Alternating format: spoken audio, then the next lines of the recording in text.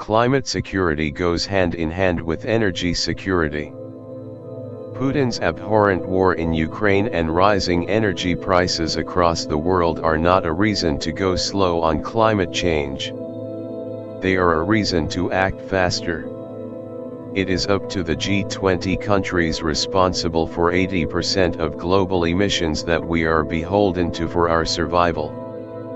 Our survival is being held to ransom at the cost of profit and an unwillingness to act despite the ability to do so. We must see the so-called dash for gas for what it really is, a dash down a bridge to nowhere, leaving the countries of the world facing climate chaos and billions in stranded assets, especially here in Africa.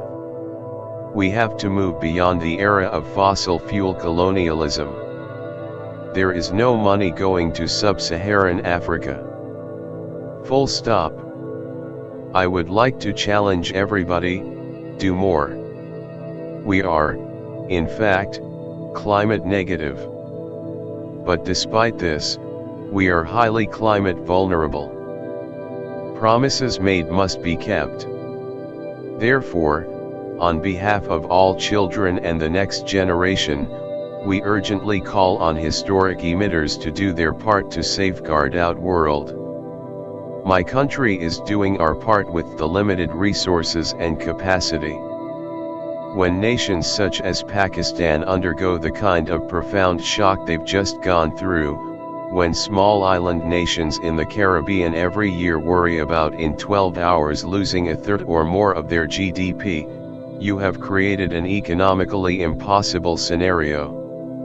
The dystopia has already come to our doorstep.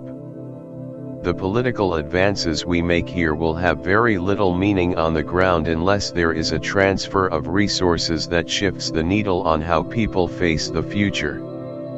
In the face of impending catastrophe, whose warning signs are already unbearably disastrous, weak action is unwise. No action is dangerous.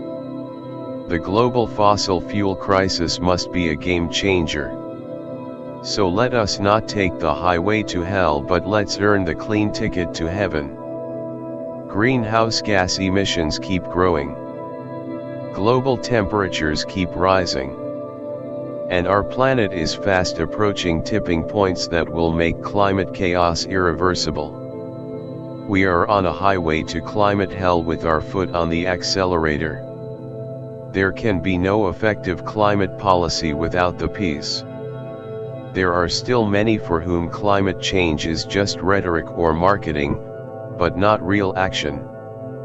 They are the ones who start wars of aggression when the planet cannot afford a single gunshot because it needs global joint action.